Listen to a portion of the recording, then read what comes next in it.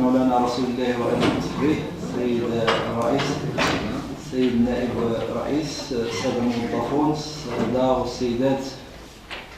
رؤساء الجمعيات المجتمع المدني وممثلي الجمعيات بصفة عامة. في البداية أولا كنشكركم على تلبية الدعوة ديال الجماعة لحضور هذا اللقاء، وهذا شيء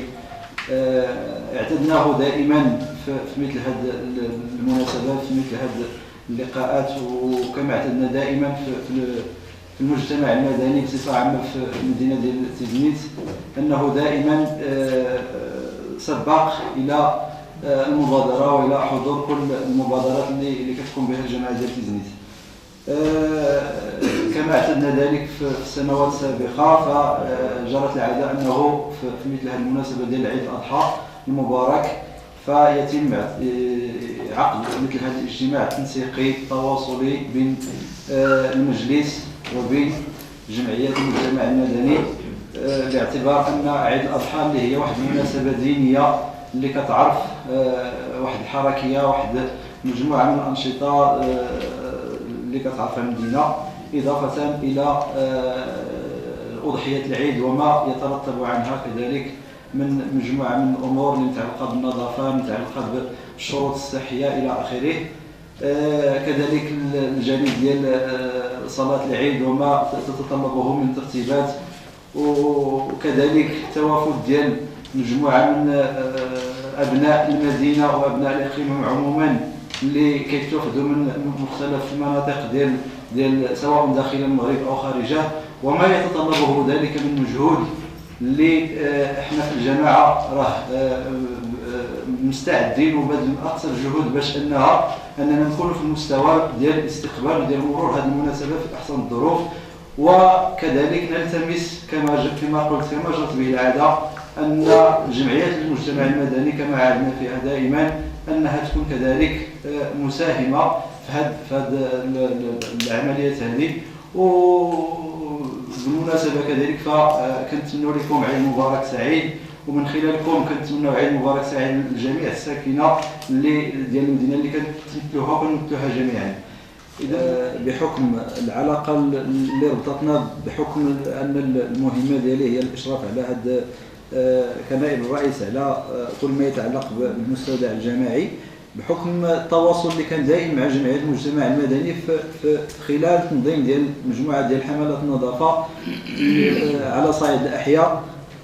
كانت دائما الاستجابة ديال الجماعة قائمة بالنسبة لجميع المبادرات بتوفير جميع تقريبا الحاجيات اللي كيطلبوها، وبطبيعة الحال راه النتائج كانت نتائج جيدة، وتبقى الجماعة دائما مستعدة، وراه الإشارة ديال الجمعيات في مثل هذه المبادرات هذه. يبقى ربما السيد الرئيس أحاط هذا الجانب هذا المجموع بالكامل، يبقى يوم العيد. يوم العيد كما كتعرفوا كاين مجموعة من الظواهر اللي كتكون مرتبطة فقط بيوم العيد، أن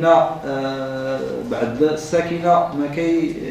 كيبغيو يتخلصوا من ديك النفايات ديال الأضحية مباشرة بعد عملية الذبح، وما كينتظروش الموعد ديال مرور ديال الشاحنة. كما جرت العادة الجماعة حرصت على أنها توفر الأكياس البلاستيكية لهذا الغرض هذا، وأؤكد هنا أن هذه الأكياس البلاستيكية هي مسموحة قانونيا، يعني هي خاصة بالنفايات، يعني ما فيها حتى إشكال بهذا القانون ديال منع الأكياس البلاستيكية، بعد الاستشارة مع القطاعات اللي هي معنية، وهي أكياس اللي موجودة في السوق، يعني ممكن أي واحد منا أنه يمشي إذا الاقتناء ديالها. عملنا هذه السنة على أنه نتغلبوا على المشاكل اللي كانت في السنوات الماضية باش نوفروا عدد اللي هو كافي. تقريبا راه زدنا 50% ديال الكميات اللي كانت كتوزع على آخر رقم ديال السنة الماضية. إذا غادي نحاولوا ما أمكن، ما يمكنش نغطيو 100%، هذا يستحيل، ولكن على الأقل غادي الطلبات ديال الجمعيات غادي نحاولوا ما أمكن نلبيو طلبات ديال الجمعيات اللي كيساهموا دائما معنا في التوزيع ديال الاكياس البلاستيكيه. اذا كما قلت هذه العمليه ان شاء الله غادي نبداوها ابتداء من الغد، يعني ابتداء من ثانيه زوالا ديال اليوم وغد ان شاء الله غادي تكون هذه الاكياس موجوده هنا في هذه القاعه هذه مقاده على حساب الطلبات ديال الجمعيات اللي كاينين. يعني اي ممثل ديال الجمعيه غادي يجي غادي ياخذ الكميه سميتو موجوده في الكيس ديالها، وغادي بطبيعه الحال غادي يوقع على سميتو ديال التسليم ديالها. في نفس الوقت يوم العيد كذلك درءا لهذا المشكل اللي قلنا ديال ان الناس ما كيحترموش الموعد ديال المرور ديال الحافله، الجماعه غادي توضع واحد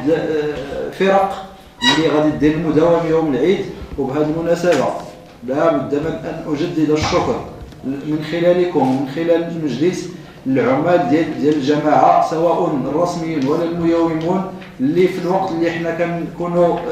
في المنازل ديالنا فهما راه كيبذلوا جهد كبير، كيتنازلوا على الحق ديالهم في انهم حتى هما يعيشوا ذاك النهار ديال العيد من اجل باش اننا في الصباح ديال يوم العيد اننا نلقاو المدينه ديالنا في الحله اللي تناسب ذاك اليوم ديال العيد. فهاد الفرق هذه راه كتشتغل حتى تقريبا حتى الموعد ديال الصلاه ديال العيد، وكاينه فرق اخرى اللي غادي تشتغل مباشره بعد الذبح ديال الاضحيه اللي غادي تقوم بعمليه تمشيطيه في جميع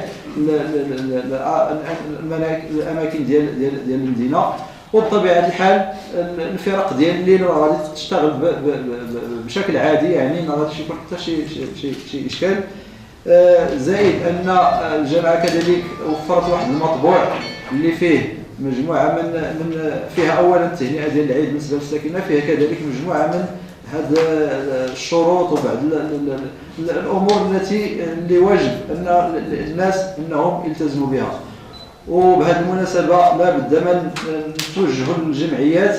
والممثلين ديال الجمعيات بصفه عامه والساكنه باش انهم يكونوا صله وصل بيننا وبين الجماعه وبين هذه الساكنه باش يوصلوا هذا الميساج هذا باش يتعاونوا. الهدف الجميع هو اننا كما قال السيد الرئيس مدينه نظيفه، مدينه صديقه للبيئه. هذه المدينه ديالنا الا ما لا بد من تكتل ديال الجهود ديالنا باش اننا نحافظوا على هذا